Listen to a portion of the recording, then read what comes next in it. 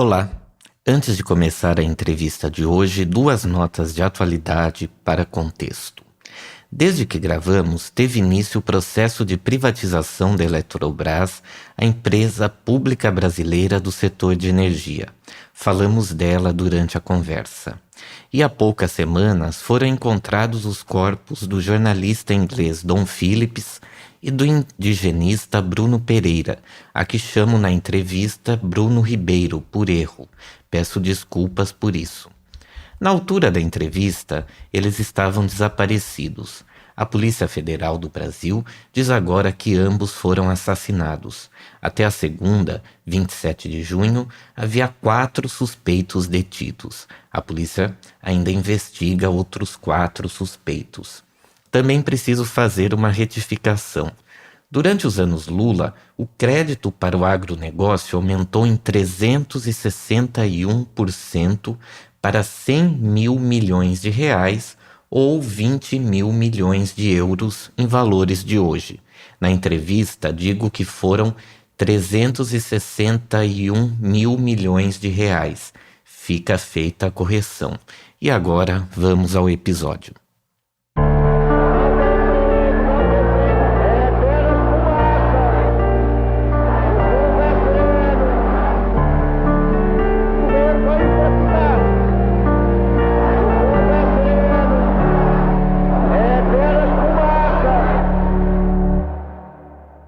Olá, seja toda a gente bem-vinda ao Fumaça. Eu sou Danilo Tomás e falo aqui do Rio de Janeiro com a Marina dos Santos, dirigente nacional do Movimento do Sem Terra, o MST, criado em 1984 na cidade de Cascavel, no interior do Paraná, no sul do país. O MST é um dos principais movimentos sociais do Brasil e certamente o maior movimento social dos trabalhadores do campo, formado por cerca de 2 milhões de sem-terra. O número equivale a 1% da população brasileira. O MST é um movimento de caráter popular que tem como finalidade a luta pela reforma agrária e uma produção agrícola sustentável e ecológica. Durante os anos 90, foi a principal força popular autônoma do Brasil. Nesses quase 40 anos, mais de 450 mil famílias conquistaram um pedaço de terra por meio da luta junto ao movimento, recorrendo à ocupação de latifúndios improdutivos. Num país marcado pela concentração de terra e pela precarização do trabalho no campo. Nascida em Cascavel, no Paraná, Marina conhece bem essa realidade.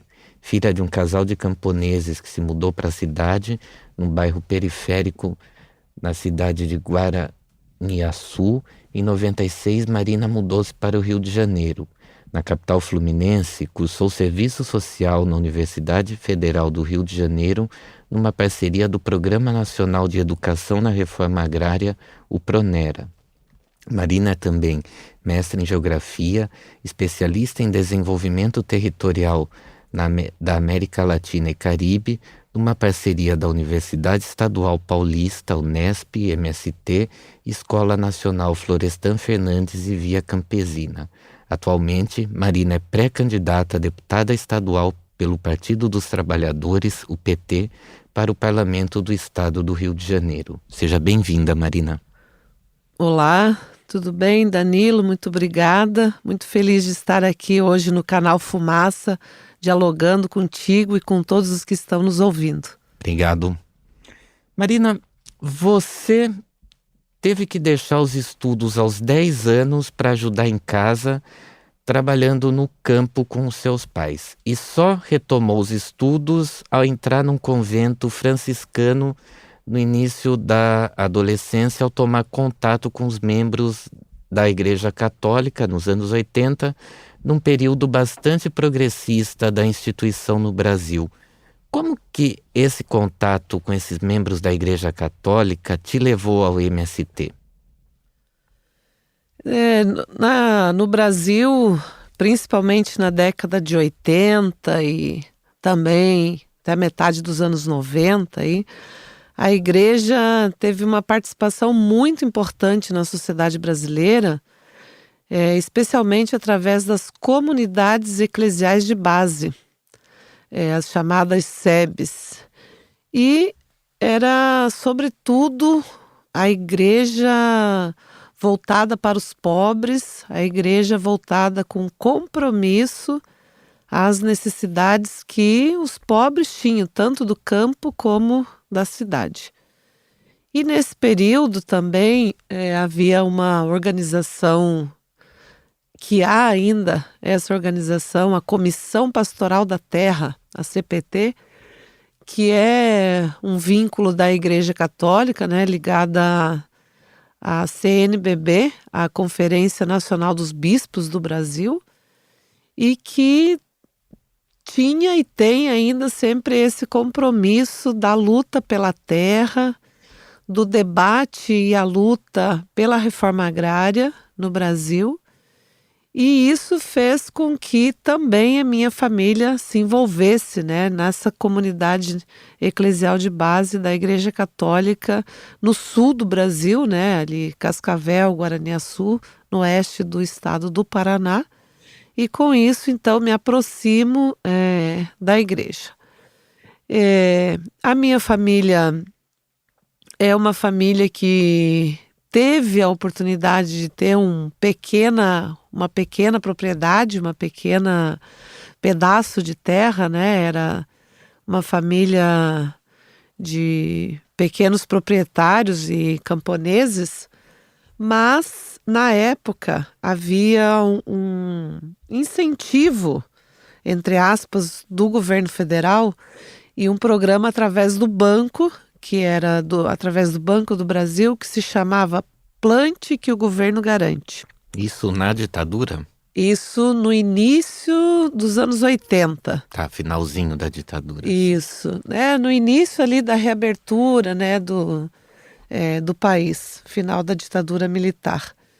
E o meu pai pôde comprar, então, essa terra, né, depois de muito trabalho, de fazer parte, né, desse processo do êxodo rural, porque meus pais são de famílias mineiras do estado de Minas Gerais e foram migrando, né, a partir desse êxodo rural até chegar então ao sul do Brasil, aí em Cascavel, quase próximo ali da divisa do Paraguai. Acontece que com esse programa do banco, né, com esse chamado Plante que o governo garante, não garantiu nada. E em seguida, então foi pouquíssimo tempo, nós viramos sem terra outra vez, né? Então, meu pai teve que pagar esse empréstimo do banco justo com a terra, teve que entregar a terra, né, para o banco, e por isso a gente ficou então sem terra. E por isso fomos viver, né, na periferia, próximo ali às cidades onde eles estavam morando. E nesse período, então, né, tive que deixar justo a escola, porque também nós somos em 7 irmãos, né? Então, eu sou a do meio, no caso, então atrás de mim tinham outros 3, né? E então meu pai disse, olha, se você continuar estudando, para fazer o ginásio, no caso, os outros 3 não poderão ir à escola, não poderão ser alfabetizados, porque tem que contribuir, né, com o trabalho. E aí que eu deixo, então, os estudos, deixo a escola, vou para o trabalho chamado de boia fria, ou seja, o boia fria, né, no Brasil, principalmente hoje em dia, que ainda existe muito essa categoria, principalmente os trabalhadores das grandes propriedades de terra que produzem cana-de-açúcar. E boia é a comida, né? Então, boia fria é porque são os trabalhadores que levam a comida, que saem de madrugada, vão para o trabalho e fazem o almoço lá no campo, né? Então, comem a comida fria, comem a boia fria. Por isso é uma categoria chamada de boia fria. E Ele então sai cedo levando a marmita, né? Entendi. E come lá no meio do campo, no meio do trabalho, no meio da roça, no caso, né? Por isso, boia fria. Então, muito E cedo. sem nenhum vínculo empregatício, Não, nada, né? não tem nenhum vínculo empregatício. Você vai, cumpre o seu dia de trabalho, né? E volta para casa e no outro dia vai de novo. Então, eu passei por um tempo, né, assim, trabalhando de boia fria, mas com esse trabalho, né, com esse envolvimento da minha família com a igreja através das comunidades eclesiais de base, havia um convento, então, das Irmãs Catequistas Franciscanas no nosso município. E as freiras eram quem a gente tinha de mais próximo, assim, com cultura, né? Que contava história, que dialogava, que orava, rezava, mas que cantava, né? Que eram inspiradoras, de fato. E eu queria estudar, eu pensava, eu quero ser sabida, né? Eu quero ter o entendimento que as freiras têm, quero também poder dialogar, conversar, catequizar, né? Porque elas eram catequistas franciscanas.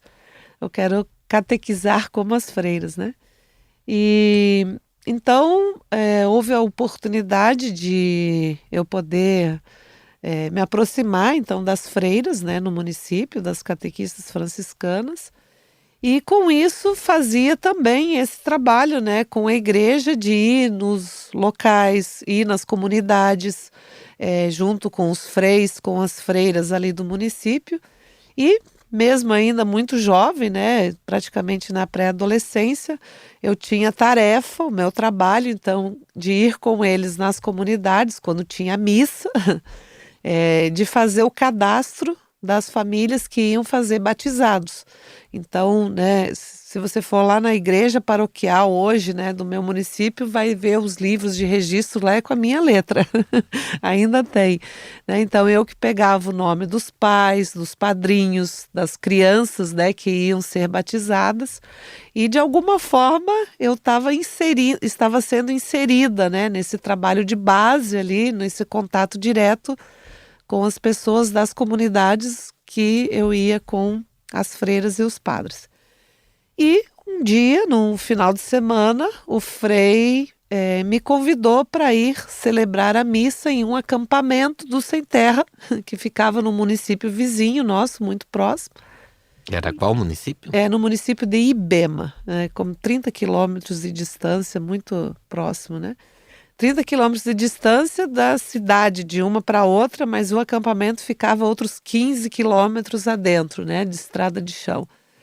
Então eu fui, chegamos nesse acampamento pela manhã, era num domingo, e nesse dia, como era num domingo, enfim, é o dia em que as famílias se organizavam, né, juntavam-se, reuniam nos núcleos, que era a forma de organização delas, para fazer uma avaliação da semana que passou, seja relacionada ao trabalho, à questão da alimentação, à questão da água, ou seja, todas as necessidades da vida que tinha aquelas famílias.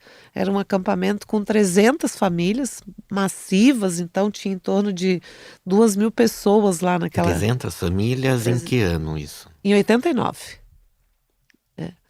E então pude participar, né, daquele domingo, da forma como as famílias se organizavam. Depois participamos do almoço coletivo em um dos grupos que eles nos convidaram.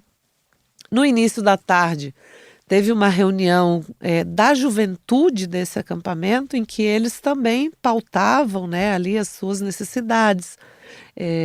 Eu lembro que nessa reunião era uma reunião super alegre, super para cima, porque muitos eram como eu, né, que estavam ali sem terra, que trabalhavam também nas condições que eu estava, e o tema principal deles era a questão da educação. Então, muitos já tinham terminado o primeiro grau, o primeiro ensino ali, né? Primeiro grau, que na época era até a quarta série, Isso. mais ou menos. Aí estavam querendo fazer o ginásio, né? Ir para o ginásio, entrar na quinta série na época, né? E tiraram lá naquela reunião uma comissão dos jovens para ir à cidade fazer uma negociação com o prefeito para que ele pudesse garantir um ônibus que fosse buscar e levar os jovens todas as noites lá no acampamento, levar para estudar na cidade, fazer o ginásio e devolver lá no acampamento à noite, né? Bom, e eu, como estava só participando, era a minha primeira vez, então sempre atenta, né, a tudo que estava passando ali. Depois teve a missa, uma missa campal, então muito participativa, com muita gente dali e com a vida daquele acampamento para dentro da celebração, para dentro da igreja, o que demonstra também assim a força que tinha essa comunidades eclesiais de base na época da Igreja Católica, né? Esse compromisso que a igreja tinha também com as lutas, com as necessidades dos trabalhadores do campo, em especial naquele período. Então, tudo que era da vida ali do acampamento, né, os instrumentos de trabalho, que muitas vezes a imprensa aqui no Brasil nos criminaliza, né, quando vê os trabalhadores sem terra com uma enxada, com a foice, com o facão, eles falam as armas dos sem terra, né? Mas são os instrumentos de trabalho, né, dos sem terra. Então, aquilo vinha para a missa, vinha para a celebração eh, como oferendas, né? Assim, era para ser de fato celebrado e tal. E a mesma coisa no período da comunhão, né? Da Eucaristia na missa, a hóstia que o frei, né? Que o padre oferecia para cada um ali que estava participando da missa, era um pedaço do pão feito lá também no acampamento, que as mulheres fizeram e tal. Então, aquilo tudo foi muito bonito, foi muito. Eu me senti em casa ali. E ao final, no portão, na hora de ir embora, eu falei, Frei, não vou voltar. E ele. Naquele dia Naquele mesmo? dia. E ele falou: Não, você não pode, tem que ir comigo, estou responsável por você, é de menor, e tem a sua família, e tem as freiras e tal. Eu falei, Frei, o que eu quero lá no convento tá aqui. E é isso. Então fazem 33 anos da minha vida que eu estou no MST, que fiquei no MST, que pude conhecer o MST, pude conhecer a sua forma de organização, a sua luta.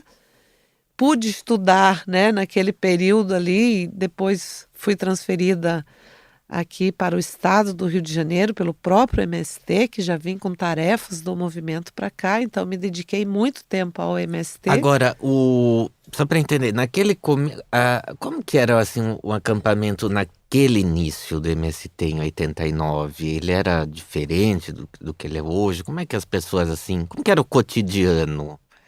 Como é que as pessoas se organizavam, viviam, dormiam, acordavam? Eu tenho a sensação que a forma organizativa do movimento, ela não se diferenciou muito. O que diferencia, por exemplo, é o nosso público, né? A década de 80 tinha muito mais os sem terra com essa característica mesmo dos que foram excluídos do campo, do êxodo rural. Quer dizer, que estavam ali saídos mesmo do campo e fazendo a luta pela terra para a volta ao campo de fato, né? Hoje eu tenho a impressão que a maioria dos sem terra já vivem há muitos anos nas periferias das pequenas e médias cidades urbanas. Então, as características dos trabalhadores e das trabalhadoras sem terra hoje, elas se diferenciam um pouco, né, daquele período ali dos anos 80. Agora, a forma organizativa, né, ter as famílias organizadas em núcleos, cada família ter ali a sua coordenação, juntando a coordenação de cada núcleo, forma a coordenação geral do acampamento, as assembleias, o processo de educação, de formação. Eu acho que isso mais ou menos continua igual ou bem parecido. Nisso, eu acho que uma grande diferença, que trouxe uma diferença também para o conjunto do MST, é que até o início dos anos 2000, a orientação do movimento era: cada núcleo tem que ter um coordenador. No início de 2000, a orientação, a decisão e a orientação do movimento é: cada núcleo de família tem que ter um homem e uma mulher coordenando. E isso trouxe uma diferença que para mim é quase revolucionário para o MST, porque teve que fazer todo um processo de formação, de capacitação, de condições que as mulheres de fato pudessem ter a capacidade de coordenar esses núcleos. E como que é essa formação, essa capacitação? Primeiro, tem que ter espaço lá no acampamento para que as mulheres tenham condições de participar. Então tem que ter um espaço também de acolhimento e de formação para as crianças, que é o que nós chamamos de ciranda infantil. A ciranda infantil, ela, começou também nesse processo aí no início dos anos 2000, forjados também por essa necessidade de garantir que as mulheres tivessem as condições de ir para um curso de formação, de participar das oficinas, de capacitação. As cirandas infantis hoje já funcionam nos espaços de mobilizações. Então, você vai para uma marcha nacional, hoje já tem a ciranda infantil, que tanto pode, os homens, os pais e as mães podem levar as crianças e tem esse espaço lá garantido, mas é principalmente para as mães, que podem ir e ter isso. Então, isso trouxe uma qualidade para o MST que antes não tinha. E a mesma coisa, as mulheres puderam ir para a universidade, inclusive, cursar diversos cursos nas universidades públicas, que também foram frutos dessa parceria que o MST fez nos últimos períodos com as universidades federais, em especial.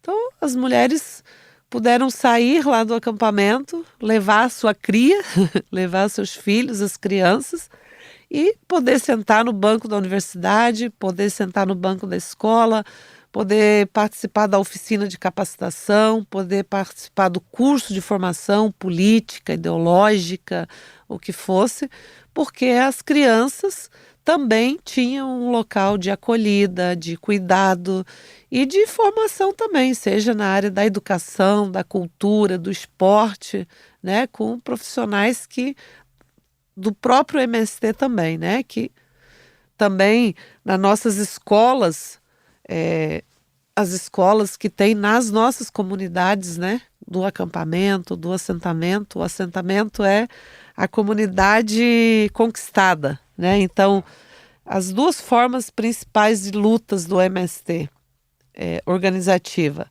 tá no acampamento e no assentamento. O acampamento é aquele período inicial em que a gente vê os barracos de lona preta. No caso, os barracos de lona preta são as casas das pessoas, Às vezes, muitas vezes em beira da estrada, às vezes na beira da fazenda, da grande propriedade que é reivindicada, pelo movimento. As famílias estão vivendo ali. Então, essa é a primeira fase. Na segunda fase, em que há a conquista da terra, aí é o assentamento. O assentamento nada mais é que a comunidade organizada, uma nova comunidade que é organizada naquela fazenda, naquela grande propriedade, aquele novo território que é conquistado, pelo sem terra. E dali se desenvolve daí todo um novo projeto, o projeto da Reforma Agrária Popular, que é o projeto principal, digamos, do MST. O acampamento seria então a comunidade provisória em luta pela posse e propriedade da terra, que daí seria o acampamento. O assentamento. O assentamento, perdão. É isso, é exatamente isso. Bom, você citou a escola do MST. Você concluiu os seus estudos numa escola do MST? Você concluiu o ensino médio numa escola do MST? Sim. E qual que é a diferença de uma escola de um movimento para uma escola ligada à rede de ensino pública ou privada? A primeira diferença é que todas as nossas escolas são ligadas ao ensino público. Elas são municipais ou estaduais. Tá. Elas não são escolas à parte do sistema, Tá. né? Mas a questão é que nós temos uma pedagogia sem terra. Uma pedagogia do MST, que é o quê? Primeiro, quando nós ocupamos a terra, e aqui falar da ocupação.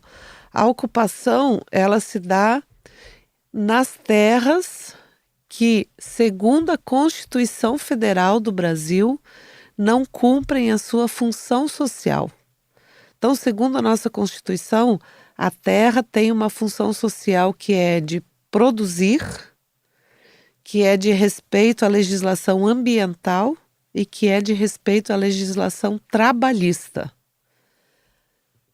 Seguindo a Constituição Federal, a terra que não cumpre essa função social, de acordo com esses 3 quesitos, deve ser destinada para a reforma agrária.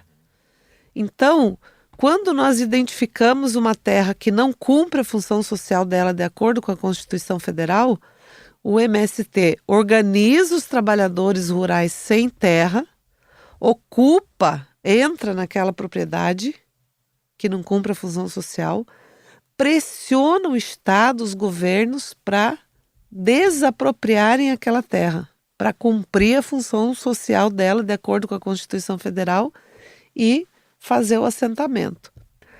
Quando o MST ocupa uma terra, a primeira função dele, primeira tarefa nossa, é organizar o barracão da educação. Tá. E aqui, para nós, já é o primeiro passo. A ocupação da terra já é um passo que faz parte para nós da pedagogia do MST, porque aquele trabalhador tem que ter consciência da luta que ele está fazendo. Não é que o MST dá a terra, né, ou promete a terra para uma família. Ele tem que se dar por conta, tem que ter a consciência que aquela terra é um direito que ele tem de acessar ela. Então, isso já é um trabalho pedagógico, já é um trabalho de educação, já é um trabalho em que a formação da consciência daquela pessoa vai se transformando, porque ele vai se transformando no sujeito que pensa, que olha aquela terra como um direito que ele pode e deve, que ele tem legitimidade de ocupar aquela terra porque é um direito que ele tem por ela. A educação de vocês está baseada no método Paulo Freire? Com certeza, toda ela. Nós falamos que nossas escolas, o nosso método é paulo freireano, porque é isso, né? De você educar, aprender a partir da realidade, né? A partir dos elementos daquilo que você está vivendo, da sua luta e etc. Mas, como eu estava dizendo, a primeira forma nossa da educação é isso, né? É que a forma também forma, ou seja, a luta também é pedagógica. Segundo, é o local ali, o barracão da educação. Então, não que você tem que ter uma escola, uma casa de 4 paredes, com as salas, tudo organizadinha, para ter um espaço de educação. É bom também ter, né? E também faz parte da nossa luta ter. Mas nós não esperamos. Às vezes o poder público leva 4, 5 anos para ter a escola. Não esperamos esse tempo, né? Vamos fazendo. Primeiro tema da nossa escola Paulo Freireana é isso, né? Que os próprios trabalhadores também têm que fazer a sua escola, né? Para garantir ali a sua educação. E nós alfabetizamos milhões de jovens e adultos pelo Brasil inteiro dentro dos nossos acampamentos. Mas o outro elemento ainda, né, vinculado à nossa pedagogia da educação do campo, é que nós lutamos para que todos os assentamentos tenham, de fato, escolas municipais ou estaduais, né, que tenham escolas que as nossas crianças, filhos, né, dos assentados e assentados naquele local tenham a escola ali. Então, é a luta pela política pública mesmo, né? Com o município, às vezes com o Estado, daquele local para garantir ali a sua escola. E nós temos a nossa Escola Nacional Florestan Fernandes, que é uma escola de formação, de educação, mais no sentido das ideologias, né? De capacitação, formação, de construção de políticas, que tem servido tanto para o nosso movimento, né? Para a nossa base do MST, mas tem servido também para um conjunto de outros movimentos sociais do campo, aqueles que são articulados na Via Campesina, que é um movimento a nível internacional, da qual o MST faz parte, também da sua coordenação, e tem servido também para cursos, para encontros de outros lugares do mundo, né? Seja aqui da América Latina ou de outros lugares que vêm ali no sentido de estudar, debater a conjuntura política, de levantar perspectivas próprias, né, comuns, que podem sair dali, tanto no campo das ideias, como no campo das lutas concretas que os trabalhadores e as trabalhadoras do campo e da cidade podem realizar em conjunto. Você citou o que leva o MST a decidir ocupar um latifúndio, né? Os anos 90 foram um período assim especialmente marcante para a história do movimento, e foi quando o movimento se tornou nacionalmente conhecido. Foi nessa década, durante o governo Fernando Henrique Cardoso, que o movimento sofreu 2 massacres históricos na região amazônica. Em 95, 12 pessoas morreram após uma intervenção policial no assentamento em Corumbiara, e em 96, uma marcha de 1.500 famílias sem terra em Eldorado do Carajás terminou na morte de 19 campesinos. Um estudo da Unesp mostrou que o número de ocupações do MST nos 3 anos seguintes quase dobrou, passou de 450 para 856 por ano. Essas 2 chacinas que aconteceram, esses 2 massacres que aconteceram, levou vocês a radicalizarem a partir desse período, nesses 3 anos seguintes? Olha, eu te digo 3 elementos desse período que fez com que o MST avançasse de fato no Brasil com o tema tanto da ocupação da terra como a nível orgânico aí, né? Também foi nesse período, olha, que eu sou transferida do MST do Paraná para o estado do Rio de Janeiro. Que nesse ano, né? Em 96. Então, nesse período ali, meados da década de 90, que o MST vai se alargando, né, por outros estados, ou vai se afirmando em alguns lugares também.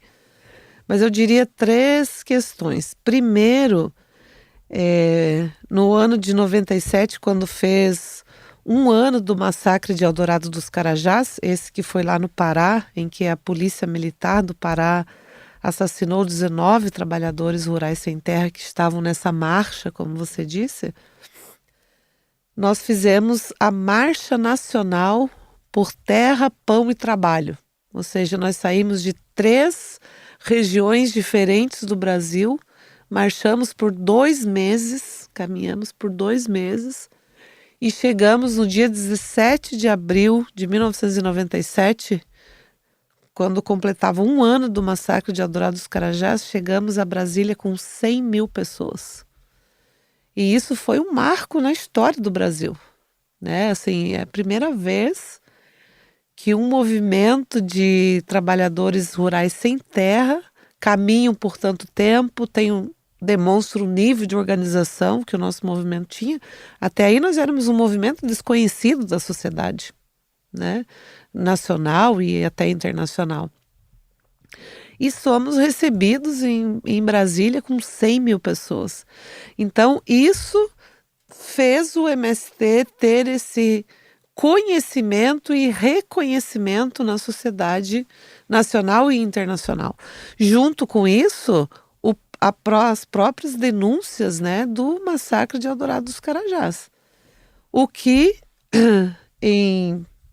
fruto dessa marcha, e foi também nesse calor das denúncias, dos protestos, né, que o mundo inteiro se comoveu com esse massacre de Eldorado dos Carajás, mesmo no governo do Fernando Henrique, nós conquistamos, então, com toda essa mobilização, o Ministério do Desenvolvimento Agrário.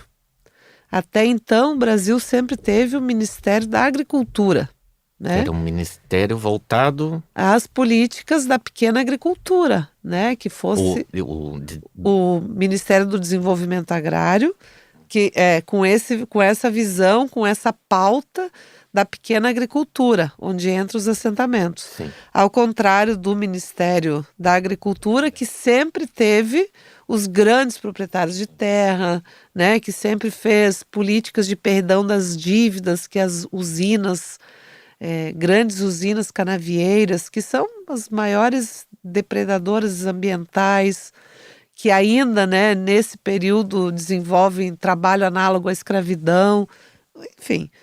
Então, acho que esse foi um segundo elemento importante, digamos assim, que mesmo num governo neoliberal, né, nesse período, nós tivemos conquistas, né, a partir desse processo de grandes mobilizações a nível nacional. E um terceiro aspecto que eu atribuo, né, a esse crescimento do MST é que foi um período assim de avanço da concentração da terra no Brasil, né? Se você pegar os dados aí desse período até agora, o último censo agropecuário que foi realizado no Brasil, que foi em 2017, demonstra que 1% de proprietários tem 46% das terras agricultáveis, ou seja, um país como o Brasil, que tem uma dimensão praticamente continental, né? 1% tem quase a metade desse país, né? E com uma política que traz muitas consequências, né, para a população brasileira, para aqueles que vivem e trabalham no campo, mas também para aqueles que vivem nas cidades, né? E para a natureza como um todo, né? É um sistema baseado na grande propriedade, na produção de commodities para exportação. É um sistema, um projeto, né, do campo que produz uma degradação ambiental enorme, com queimadas, com derrubada das florestas, seja na Amazônia, mas também em todas as regiões do país, né? Uma derrubada das árvores dos principais biomas das regiões, né? Agora, antes da gente entrar e aprofundar nisso, eu queria fazer outra pergunta relativa a 96, que é, nesse mesmo ano, a luta do Sem Terra chegou no horário nobre da TV Globo na novela O Rei do Gado. Ah, isso mesmo. Que é até hoje um dos maiores sucessos da história da TV brasileira, foi reprisada algumas vezes, e era uma época em que vocês, apesar, né, desses massacres terem comovido, era uma época em que vocês eram muito estigmatizados pela sociedade brasileira, né? A questão ia além do preconceito, né? MST naquele período era sinônimo de invasão de propriedade, violência, e quem invadia era porque não queria trabalhar, né? Grosso modo, na visão do brasileiro médio, era isso. Eu queria saber, a discussão da temática numa telenovela ajudou a diminuir o estigma em relação ao MST? Sim, eu acho que tanto a novela O Rei do Gado, né, na década de 90, como a reapresentação de Pantanal nos dias de hoje, eu acho no ar agora. Que está no ar agora, né, também pela Rede Globo, eu acho que traz o tema de um Brasil pouco falado, pouco discutido, que poucos têm conhecimento que ainda existe esse Brasil. Então, populariza, né, uma realidade pouco conhecida pelo país e também populariza a nossa luta, a importância de ter um movimento social organizado como o MST, que luta pela terra, que luta pela democratização da terra, mas que luta, sobretudo, por um outro projeto de desenvolvimento no meio rural, por um outro projeto de desenvolvimento no campo brasileiro. Que seria qual esse projeto? Eu digo assim, o projeto do MST é justamente o projeto antítese do grande latifúndio. É um projeto antítese do agronegócio, que é o que também está super popularizado hoje, justamente na Rede Globo, né? Todas as noites aqui no Brasil a gente assiste O Agro é Pop. O agro é tech, o agro é pop, o agro é tudo nas propagandas. Exatamente, só que não falam. Só que essa propaganda não fala que o agro é veneno, que o agro é agrotóxico, que o agro é queimada, que o agro é derrubada das florestas, que o agro é totalmente inimigo, tanto da natureza, do meio ambiente como um todo, e da saúde das pessoas. Agora, né? você acha que todo agronegócio é isso? Olha, como projeto, eu acho que é isso, porque é o projeto que eles querem, né? Não vejo. Tem agora um setor do agro que está disputando também a questão da comida orgânica, dos alimentos orgânicos, que é Disputando com quem? disputando no mercado, disputando no lucro, principalmente. Né? Mas não é um mercado, um setor que está visando a democratização da terra. Não é um setor que está querendo levar comida saudável para a mesa dos pobres. Porque o que eles oferecem é uma comida que até pode ser de qualidade, de mais qualidade, que seja orgânica e tal. Mas é uma comida que tem um preço que o pobre não tem acesso. É para as classes médias muito reduzidas. Então, por isso que eu falo que o nosso projeto é um projeto antítese desse, porque o nosso projeto é a partir da democratização da terra, ou mesmo a partir da conquista da terra nos assentamentos, que é fruto muitas vezes do conflito agrário, em que tem que ocupar a terra, tem que disputar com o fazendeiro, tem que disputar com as milícias agrárias, tem que disputar com a jagunçagem agrária, que no último período, inclusive, tem apoio, liberdade total, né? Que pode fazer o que quiser. No último período, você diz governo Bolsonaro. Especialmente Eu queria entender uma coisa, Bolsonaro. porque a gente tem ouvido muito falar. Bom, tanto é que a gente viu agora, tá lidando agora, né? Enquanto a entrevista é gravada, embora tenha poucos dados. O desaparecimento do jornalista inglês, correspondente no Brasil, Dom Phillips, né, e o indigenista o Bruno Ribeiro. Mas a gente tem ouvido muito falar da violência contra os indígenas e já não se ouve mais falar aqui no Brasil da violência contra o trabalhador no campo. Não tem mais violência contra o trabalhador no campo aqui no Brasil? Tá tudo resolvido? Como é que tá isso? Tem muita violência ainda no campo. E por que não se fala? Eu acho que tem 2 elementos principais para a gente pensar sobre isso no último período. Primeiro, porque diferente dos anos 90, que houve um avanço na concentração da terra, agora a coisa é mais grave. Há um avanço sobre o conjunto dos bens da natureza. Ou seja, agora não é só o agro da terra, agora é o agro, hidro, mineral, negócios, que querem transformar o conjunto dos bens da natureza em negócios, em lucro. Né? Então aqui entra não só os fazendeiros, os antigos proprietários da terra, como na década de 90 a gente via o fazendeirão com chapéuzão, né, com 38 na cintura. Hoje não. Hoje são os donos dos bancos, os donos das grandes empresas alimentares que tem interesse na terra, na água, nas sementes, nos minérios, na biodiversidade como um todo, né? Então, isso é uma coisa. Segundo, que nesse último período do governo, principalmente do Bolsonaro, ele se elegeu sobre ameaças de eliminar com os movimentos sociais. Dentre os movimentos sociais, o MST se elegeu com ameaça, né, com arminha, com tudo, que ia matar, que ia exterminar. Inclusive, ele deu dados que ia matar 30 mil militantes, né, do campo o e da número cidade. de mortos e desaparecidos da ditadura argentina, né? Que foi a pior Exatamente. ditadura do Cone Sul, né? Exatamente.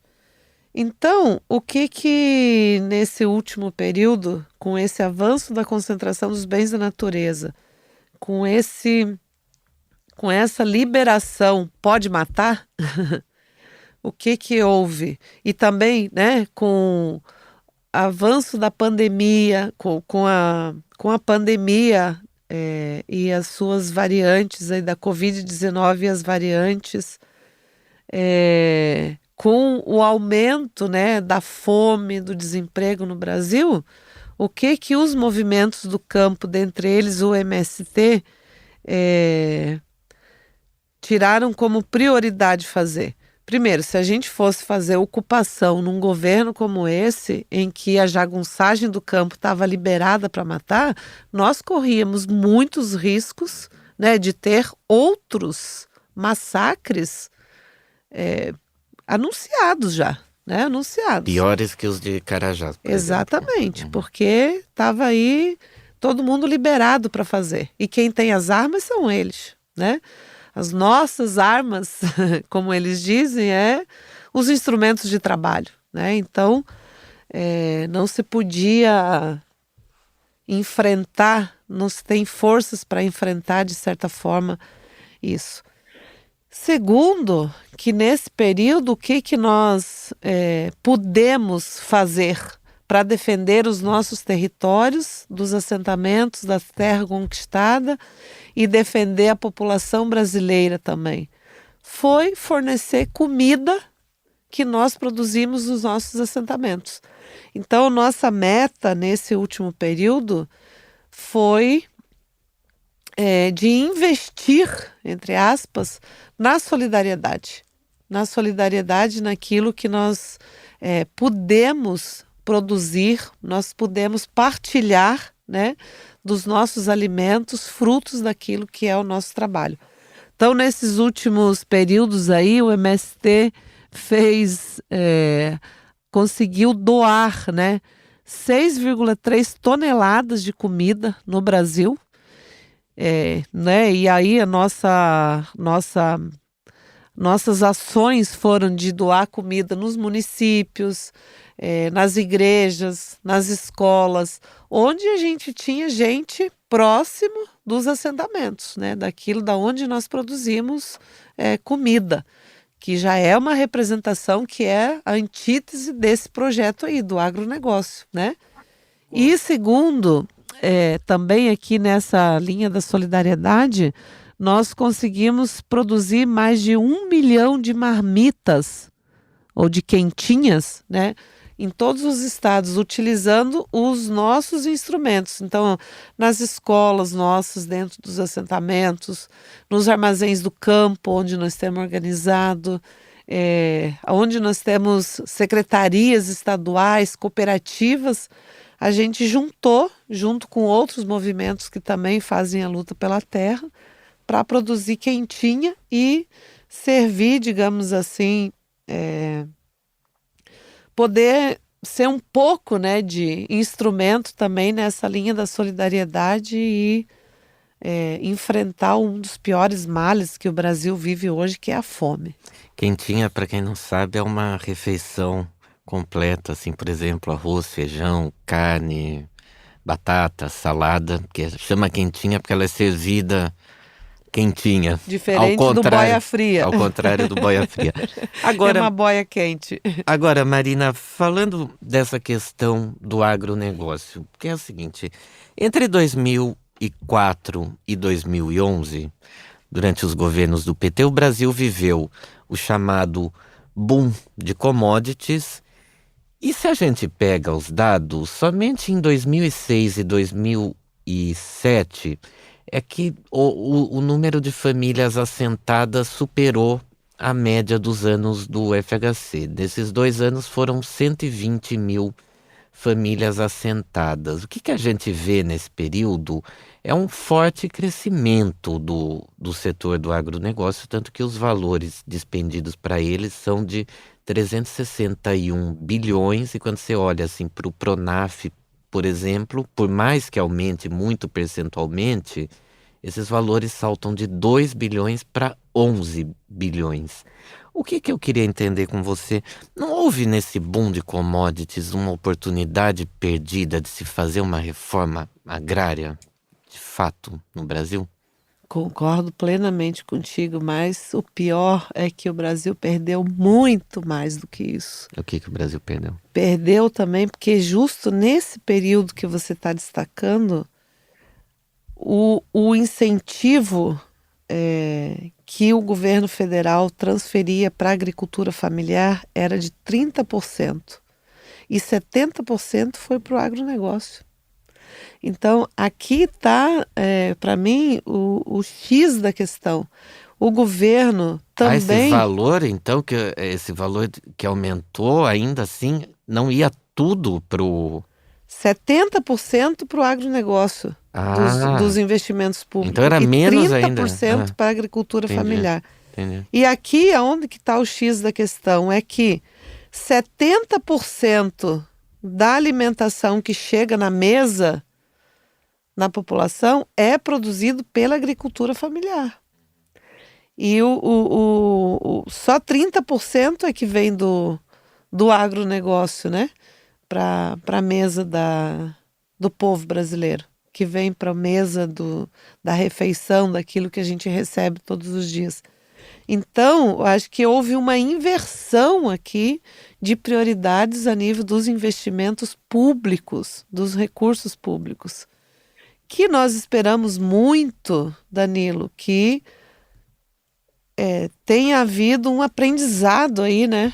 Nesse período aonde que é mais importante sem ter um investimento público. Agora, mas a situação não está mais difícil hoje, porque você olha o agronegócio hoje, ele é muito mais forte do que em 2004, mais forte politicamente, economicamente, e embora sempre seja levantada essa questão de que quem alimenta põe comida na mesa do brasileiro é a agricultura familiar, a gente não pode esquecer que a gente depende muito dos dólares que vêm do agronegócio.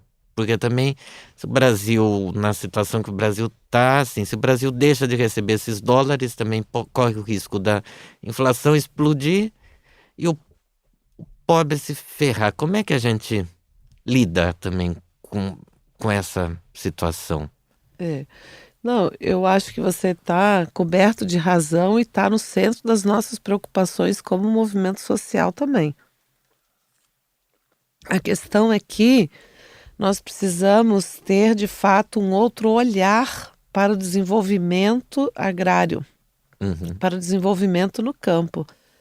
E nós esperamos que tenhamos aprendido, né, o conjunto da sociedade brasileira e dos partidos de esquerda tenham tomado como aprendizado também essas experiências para que a gente não repita e que esperamos no próximo período, né?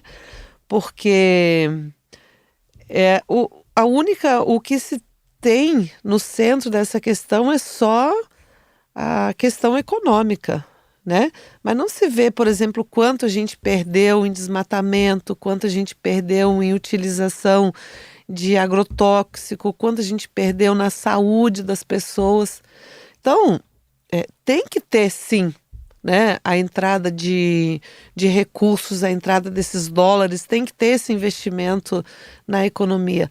Mas nós precisamos mudar o foco do desenvolvimento. Nós precisamos ter um desenvolvimento, sim, mas sustentável. um desenvolvimento em que a gente combata a fome no país, em que a gente combata esses principais males que ficam para o conjunto da sociedade, das pessoas e da natureza. E o que seria esse desenvolvimento sustentável? O que eu quero entender assim, o que seria uma reforma agrária para o Brasil do século XXI? Eu acho que os principais elementos para a questão da reforma agrária no século XXI tem que estar baseado aí em 3 elementos. Primeiro, tem que ter um investimento geral para essa questão da produção de comida. E aqui na produção de comida nós temos que investir numa matriz tecnológica de produção diferente dessa do agronegócio. Não pode ser uma tecnologia baseada em grandes extensões de terra, produção de commodities para exportação e que só pensa mais produtividade com o uso de veneno e agroquímico e agrotóxicos. Tem que ter produção de comida e com uma tecnologia diferenciada para isso. Essa tecnologia, você vai produzir muita comida saudável, que vai atender a todas as necessidades de todos os brasileiros e brasileiras do campo e da cidade, e vai ter uma natureza também com saúde, né? Comida saudável para as pessoas e também uma natureza saudável. Um segundo elemento é o tema da comercialização. Não tem como pensar a comercialização da forma como é feita hoje no Brasil, porque agrega muito custo. Então, se você pensa, hoje o MST é considerado o maior produtor de arroz orgânico da América Latina. E nós fazemos isso dessa forma que eu estou falando. Quer dizer, com uma tecnologia que nós inventamos. Essa tecnologia não pode ser transferida para o conjunto da produção. Que tecnologia que é? Tecnologia baseada lá na agroecologia. Que garanta as formas de trabalho, que garanta que esse trabalho... Não, mas eu quero dizer, ter uma máquina, tudo. O maquinário, o trabalho, o maquinário, a colheita e também a comercialização, tudo baseado nesse sistema. Tudo de vocês, 100%? Tudo nosso, 100% nosso. Inclusive a semente.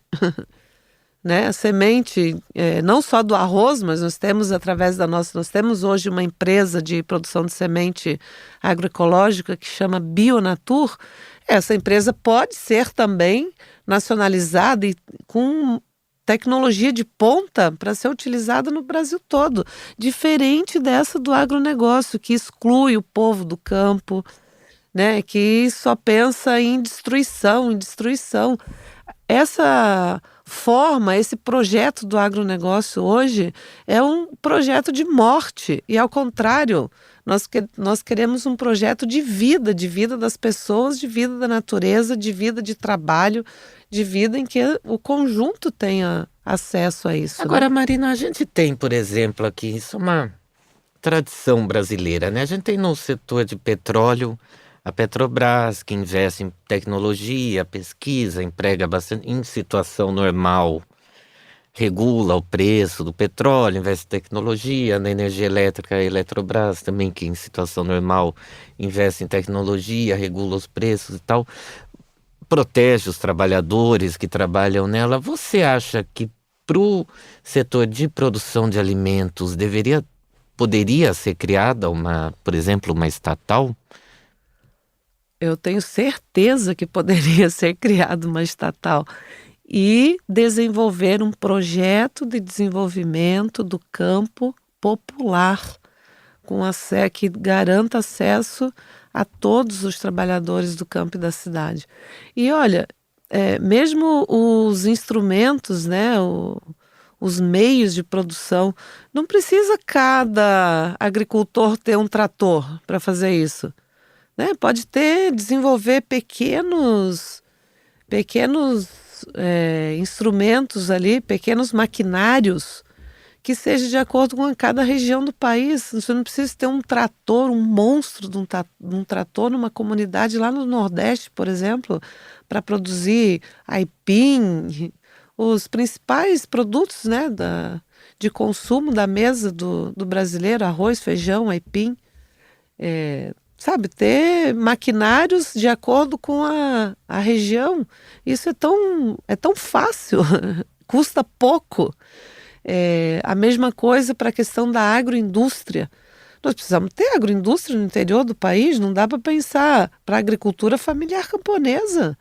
Por que só as grandes empresas, os conglomerados da alimentação, né, que se apropriam de tudo que nós produzimos e fazem, transformam os alimentos e botam na mesa do povo na cidade? Nós podemos fazer isso, mas hoje, se você for pegar hoje, e mesmo nesse período que você estava destacando aqui de 2004 a 2011, se você for pegar aqui os critérios para uma pequena agroindústria do interior, que vai juntar lá 50 famílias, por exemplo, que produzem aipim ou mandioca, para transformar em farinha, né?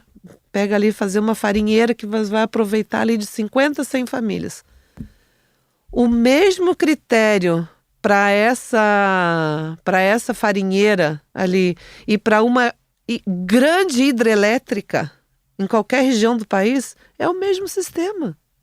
Então é impossível você pode até ter recurso disponível, ter lá no banco público, no nosso caso aqui o BNDES, ter uma quantidade X disponível para aqueles trabalhadores ali, da agricultura familiar, para desenvolver ali uma pequena agroindústria que seria uma farinheira. É impossível, os critérios, o atendimento, a capacitação, exige a mesma coisa de uma grande hidrelétrica, entende? As coisas pioraram depois do fim do Ministério do Desenvolvimento Agrário no governo do Michel Temer? Pioraram porque aquilo que nós tínhamos, as poucas coisas que nós tínhamos conquistado, né, de investimento, de políticas públicas para a agricultura familiar camponesa foram extintas. Então, quer ver um exemplo? Nós conquistamos uma lei, né, um decreto-lei que todos os municípios tem que comprar 30% da agricultura familiar para as escolas. Sabe, como se isso não existisse. Isso é muito importante. Para a alimentação das crianças nas escolas públicas, lá no município. Porque se o produtor tem lá a garantia de que ele vai ter aquele alimento comprado, isso já é um incentivo, né, para o agricultor familiar, vamos produzir de forma agroecológica e tal, orgânica, e ter a garantia que vai ser comprado lá. Que não vai passar pelo atravessador, né, que é aquele que vai comprando, acumulando e chega lá, paga pouquíssimo, mas chega lá na ponta, o preço está altíssimo, né, para quem vai comprar. Então, esse programa do Compra para as Escolas fortalece o território lá da agricultura familiar, fortalece o sistema de educação, né? Porque as crianças e adolescentes vão estar na escola recebendo educação, comida de qualidade. Esse programa fortalece também a questão da saúde, porque a criançada vai estar comendo bem, vai estar comendo de forma saudável, e nem preciso citar os exemplos do que é consumido hoje nas escolas. E vai fortalecer também as mulheres, as mães, que vão estar com a tranquilidade que as crianças estão na escola, estão tendo alimentação saudável, então vão ter a segurança também de ir para o trabalho, de ir para o campo, de ir para a produção, entende? Então isso é muito simples, é um processo que fortalece a todos, ou seja, a sociedade ganha com isso, né? Mas nós estamos confiantes que no próximo período nós vamos recuperar todos esses projetos, programas, as políticas públicas que nós havíamos conquistado, que estão paralisadas. O que te deixa confiante? Porque também nós estamos num contexto que, assim, que seja quem for o presidente eleito, vai ser um contexto de muitas contradições, de muita Claro, disputa. O que te sim. deixa confiante se num contexto de muito espaço orçamentário, tão pouco foi feito pro trabalhador do campo? Por que num contexto onde o orçamento vai estar menor e as disputas vão estar maiores, as coisas vão ser mais fáceis? Eu acho que é, uma coisa importante para nós é que, com tudo que nós vivemos nesse último período aí, né, de 16 para cá, eu acho que desde o golpe institucional, político, jurídico da presidenta Dilma, mesmo com as políticas aí de retrocessos do Temer, com a eleição do governo do Bolsonaro, que a própria campanha dele, né, foi de muitas ameaças e que a gente perdeu, a democracia brasileira perdeu, né, nesse período. Nesse período também nós tivemos a prisão injusta e agora todos estamos vendo ilegal do Lula, a pandemia. Bom, contudo, né, desse período de 2016 até agora, mesmo considerando todas as perdas de vidas que nós tivemos, né? Qual família brasileira, qual brasileiro que não teve alguém da família, um amigo, um conhecido que não perdeu alguém, né? Também fruto aí das políticas mal feitas aí desse governo, né, para a pandemia. Mas contudo, o que eu quero dizer é que nós resistimos. Em todos os setores da sociedade nós resistimos, né? Eu acho que a democracia do Brasil nós perdemos muito nesse período, mas a democracia também resistiu. Os setores, né, seja da educação, da saúde, da cultura, da agricultura familiar camponesa, os indígenas, com tudo que nós perdemos nesse período, mas nós resistimos, nós estamos vivos como seres humanos e vivos como organizações sociais, como instrumentos. Então, isso eu acho que é muito importante para a gente acumular para esse próximo período.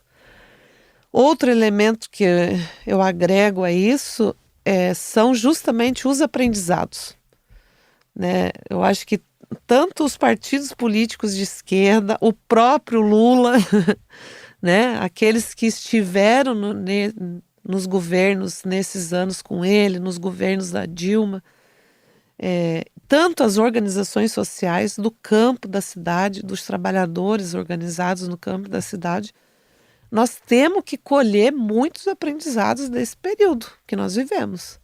Tanto dos períodos dos governos do Lula e da Dilma, dos governos do Temer e do Bolsonaro, e o que a gente vai levar de aprendizado para acumular nesse próximo período.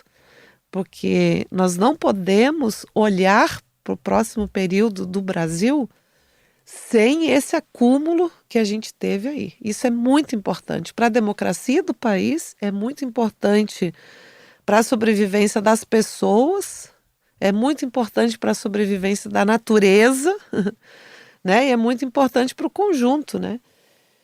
E eu acho que também nesse próximo período nós não vamos medir esforços para eleger o Lula outra vez. Eu acho que isso é sobre isso também, né? É preciso a comunidade, a sociedade brasileira, os pobres desse país precisam abrir o olho. Nós não podemos ter mais 4 anos de total retrocesso que nós estamos tendo aí no país, né? Então, eu vejo o Lula eleito no próximo período, voltando a ser presidente do Brasil com esse acúmulo de experiências, de aprendizados e, sobretudo, com um país em situação muito ruim, né? Olha a quantidade de gente que nós estamos vivendo de fome. Nós temos 33 milhões de pessoas passando fome todos os Sim, a dias nesse cidade país. saiu ontem, 33 milhões. Então, é quase o é número de preciso. pessoas com carteira assinada. Exatamente. Então, é São preciso 36 milhões. o Lula ter um plano emergencial de combate à fome. Não vai dar para nós esperarmos, digamos assim, vamos ver como ajeitar, como recuperar, como isso, o projeto de desenvolvimento que nós queremos para o país, etc. Vamos formar empresa A, B ou C pública para os setores A, B ou C estratégicos do país. É preciso, no dia 2 de janeiro de 2023, Mas ao mesmo o tempo ele Lula... não vem dando muito sinal trocado, Marina, porque ele já falou que só vai discutir. Para Time, ele falou que vai discutir a política econômica depois das eleições. Daí, no lançamento da pré-candidatura, o foco é a soberania. Aí acontece, por exemplo, o governo fala em privatizar o pré-sal, num... que assim, a gente se falou muito dos anos 90. Nos anos 90, se o governo FHC, por exemplo, sonhasse em privatizar a Petrobras, o PT inteiro estava na rua Claro. com o movimento dos trabalhadores da Petrobras, com tudo, e o MST ia junto, parava e o negócio, né? Tanto que não privatizaram. E então é por isso que eu levanto essa questão. Marina, eu queria te fazer uma última pergunta. O primeiro congresso do MST, em 84, definiu três diretrizes, abre aspas, né? A luta pela terra, pela reforma agrária e pelo socialismo. Eu queria saber se o último objetivo se mantém até hoje. Eu pergunto esse último porque os outros dois já ficou claro que se mantém, né? Esse último objetivo se mantém até hoje?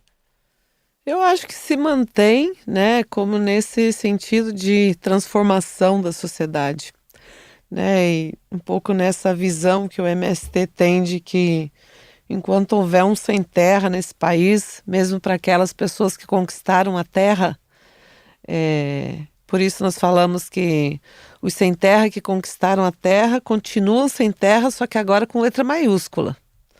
Nós temos que continuar lutando, né, pela transformação social, que para mim é o socialismo. Se a gente for em alguns assentamentos que nós temos conquistados no Brasil, é como se a gente vivesse um pouco do socialismo numa ilha, né, aqui no meio do capitalismo, porque não existe pobreza, não existe miséria, não existe exploração do trabalho, não existe domínio das relações, né? Entre os homens sobre as mulheres, não existe as relações do patriarcado, do machismo, não existe analfabetismo. Então, para mim, está na essência do MST, de fato, a luta ainda pelo socialismo, que é a gente, de fato, ter uma transformação radical na sociedade, mas hoje é o que é, considerando que todas as famílias, todas as pessoas possam ter acesso ao trabalho, né, ao acesso à comida boa de verdade, enfim. Você acha que é possível ter comida boa de verdade, terra, etc., dentro do capitalismo? Olha, eu acho que não. Por isso, o MST tem, também nessa reformulação que você está falando, né, ao passar dos anos e principalmente no nosso último congresso, nós temos realizamos o nosso programa agrário, que é o nosso projeto de reforma agrária popular, né, no sentido de que nós temos que ir transformando de fato, a partir das conquistas que nós vamos obtendo, de conquistar e fazer, né, a partir do nosso trabalho, espaços onde todas as pessoas tenham direito a essas questões. Mas por isso, a nossa luta não tem como parar, não pode parar, e independente de qualquer, né, das trincheiras que o MST vá desenvolvendo, seja na área da articulação política, da formação, da educação, de novos valores, etc., a luta pela terra, a luta contra a propriedade privada, ela tem que continuar no centro das ações do MST. Para isso, para que a gente conquiste de fato, né, ir avançando na democratização da terra, e e transformando essas relações, produzindo novas culturas, novas formas de relações sociais, novos valores, nova forma de produção, né, de alimentos e de relação com a natureza. Eu acho que isso é transformar, eu acho que isso é, em alguma medida, viver o socialismo dentro do capitalismo hoje, né? Mas é isso, é muito limitado, é ali naquele território, né? Nós não podemos nos dar por satisfeito com isso, com tantos milhões de sem terra, né, de desempregados, passando fome, etc. Então, eu acho que a luta do MST tem muito ainda pela frente, né? Para a gente aprender, ensinar e construir junto com o povo brasileiro e com as comunidades. Tá certo. Obrigado, Marina. Obrigada a você pelo espaço, convite, diálogo e espero que a gente se encontre em outros momentos. Com certeza. Essa entrevista foi preparada por mim, Danilo Tomás, e pelo Nuno Viegas, também responsável pela edição do guião, que contou com a colaboração da Margarida Davi Cardoso. A edição de áudio é do Bernardo Afonso. Fazem ainda parte da equipe A Fumaça a Joana Batista, o Frederico Rocha, a Maria Almeida, o Luiz Marques, o Ricardo Esteves Ribeiro e o Pedro Miguel Santos. A música é do Lotus Fever. Ouça mais episódios em fumaça.pt, no YouTube, Spotify ou na tua aplicação de podcasts. Se quer ajudar a fazer com que o Fumaça seja financiado por quem nos ouve, vê e lê, entre em fumaca.pt/contribuir. Até já.